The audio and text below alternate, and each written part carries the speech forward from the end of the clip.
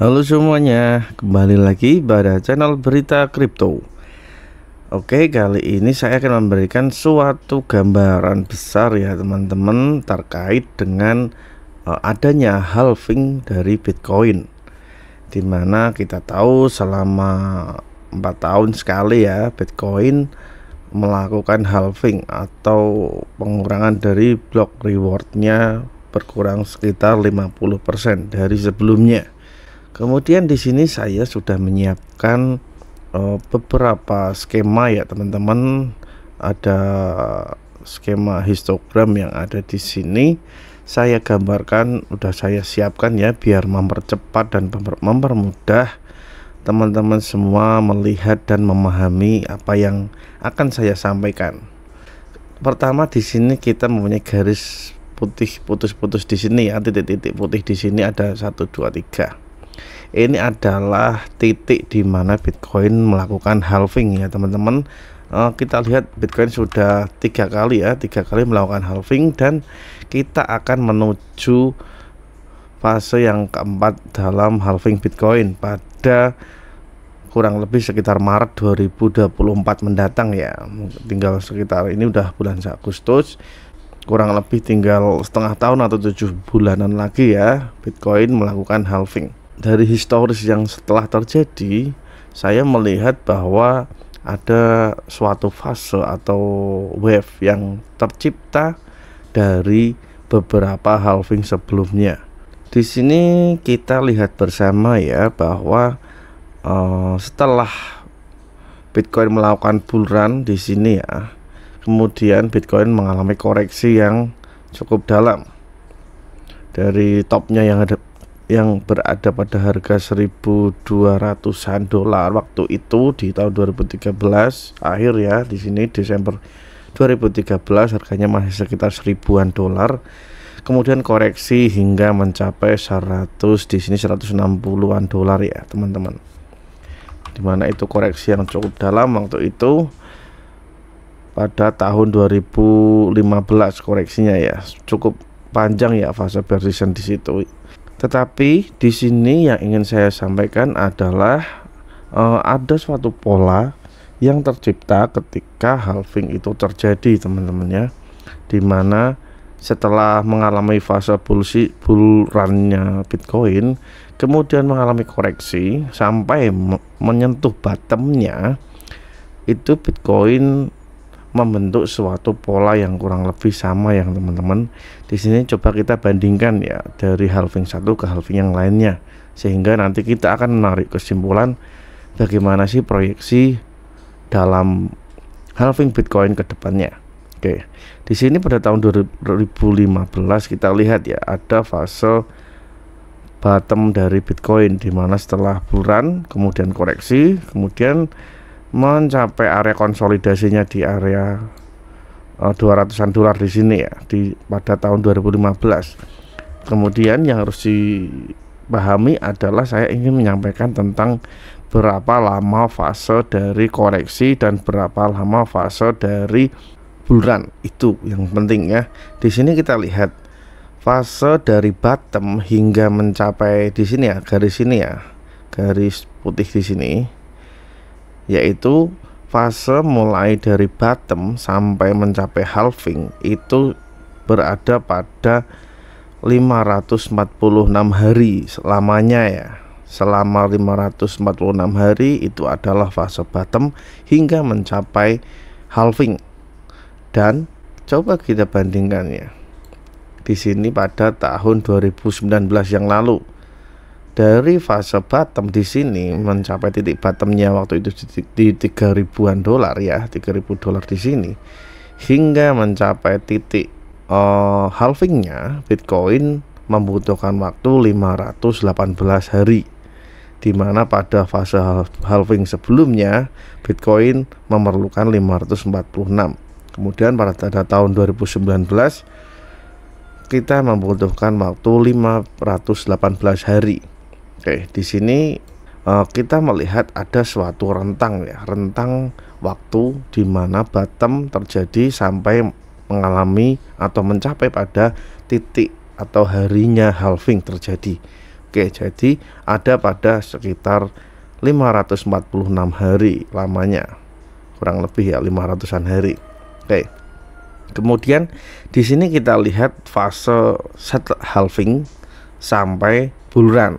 Jadi kita bisa lihat ya di sini bahwa setelah halving terjadi, itu Bitcoin kecenderungannya akan melakukan bull run atau memasuki fase bull season yang cukup ekstrim ya, atau sangat cepat untuk kenaikannya ya teman-teman. Dimana kita lihat setelah halving terjadi di tahun 2016, Bitcoin langsung pump, walaupun koreksi dulu sebentar sedikit di sini ya, ada sedikit koreksi di sini, tetapi setelah itu Bitcoin mampu untuk melanjutkan bull run-nya, di mana bull run yang terjadi dalam kurun waktu yang cukup singkat itu mampu membawa Bitcoin dari titik halving sampai pucuknya itu naik sekitar di sini pada tahun 2017 itu sekitar 2.800% ya, sekitar hampir 3.000-an persen, cukup sangat lumayan sekali ya teman-teman. Kemudian kita bandingkan dengan fase setelah halving antara tahun 2016 dengan 2020, dimana kita lihat di sini ya, ini pada garis ini fase halving sampai bull run itu memerlukan waktu sekitar 518 hari, dan pada tahun 2020 kita lihat di sini ya, fase bull run-nya Bitcoin itu membutuhkan waktu 525 hari. Oke, jadi kita bisa menarik kesimpulan ya di sini dari dua buah halving secara historis yang telah terjadi, yaitu kenaikan setelah halving memerlukan waktu 500-an hari, dimana itu juga sama dengan fase dari area konsolidasi mulai dari bottom sampai area halving terjadi. Kemudian coba kita tarik kesimpulan ya teman-teman dari kedua buah skema yang terjadi di sini. Yang pertama adalah area bottom sampai menjelang atau tiba waktunya untuk halving itu adalah area konsolidasi dan memerlukan waktu 546 hari pada tahun 2015. Kemudian pada tahun 2019 area konsolidasi mulai bottom sampai halving itu terjadi memerlukan waktu 518. Oke, saya akan coba catat di sini ya. Yang pertama adalah konsolidasi area ya, area konsolidasi,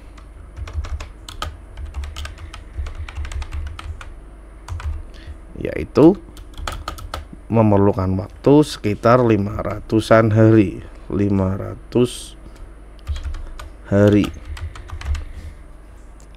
Saya tulis 15 plus saja ya, soalnya di sini rentangnya tidak sama di sini, karena pada histori sebelumnya yang pertama di sini memerlukan waktu 546 dan di sini 518, atau mungkin kita bisa tarik kesimpulan di rata-ratanya mungkin di 530 ya, 530 hari, anggaplah segitu ya. Oke, jadi memerlukan waktu 530 hari. Kemudian yang kedua adalah area bull run yang terjadi setelah halving itu terjadi ya teman-teman, dimana pada tahun 2015 memerlukan waktu 518 hari. Kemudian pada tahun 2020 memerlukan waktu sekitar 525 hari. Jadi mungkin kita bisa tarik kesimpulan di sini memerlukan waktu sekitar 520-an hari ya. Dan ini pokoknya oke, ini intinya. Jadi kita bisa menarik kesimpulan di sini bahwa area konsolidasi sebelum halving itu terjadi selama 530 hari dari bottom sampai halving itu terjadi, dan setelah halving itu terjadi Bitcoin akan melakukan bull run-nya selama 520 hari, kurang lebih sama ya untuk rata-rata dari area konsolidasi dan rata-rata lamanya area dari bull run Bitcoin setelah halving. Nah, coba sekarang kita terapkan konsep atau teori ini kepada halving yang akan terjadi, yang akan datang. Di sini saya sudah membuat garis putih di sini adalah dari dimana Bitcoin akan melakukan halving ya teman-teman, pada Maret 2024. Nah, saya sudah tarik kesimpulannya di sini karena berdasarkan historis yang terjadi, harusnya bottom sudah kita temui di area 15.000 ya. Oke, kemudian di sini jika saya tarik garis mulai dari area 15.000, bottomnya yang ada pada area 15.000 kemarin yang sudah terjadi, kita memerlukan waktu 490 hari, dimana kalau kita bandingkan dengan area konsolidasi pada halving yang setelah lalu, sebenarnya tidak terpaut jauh ya, 490 dan 530-an hari ya, hanya terpaut 1 bulan lebih sedikit aja ya. Jadi saya anggap itu tidak begitu masalah sampai menjelang halving. Jadi di sini kita memiliki 490-an hari. Kemudian di sini saya sudah menyiapkan asumsi bahwa setelah halving terjadi, kita akan melakukan bulan yang akan terjadi selama 525 hari atau 520 hari di sini yang kita tarik kesimpulan tadi ya. Jadi selama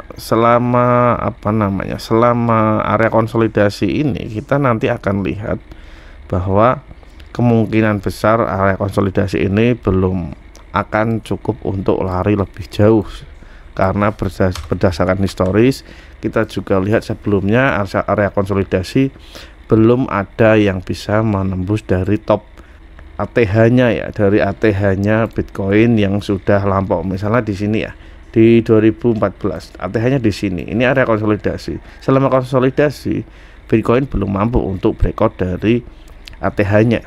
Kemudian di sini juga pada tahun 2018 ATH-nya ada di sini 20 ribuan ya, 19.000.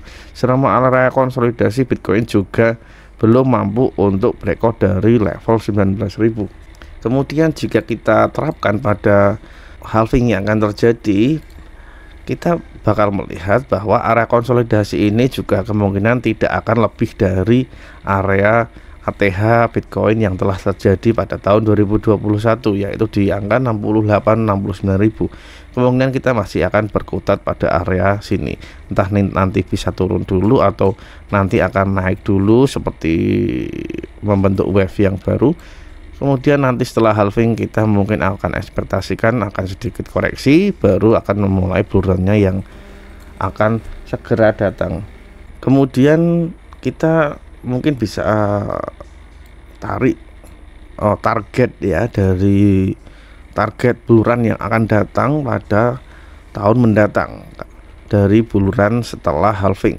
Mungkin kita bisa asumsikan resisten yang ada pada top ATH-nya pada 2017 yang kita sambungkan pada 2021, mungkin kita bisa menarik kesimpulan Bitcoin akan mengunjungi resisten yang ada pada level di sini ya teman-teman. Mungkin di area kita panjangkan dulu di sini, mungkin untuk area dari buluran Bitcoin yang akan datang mungkin bisa mencapai sekitar 200 ribuan dolar atau mungkin bahkan sampai 300 dolar.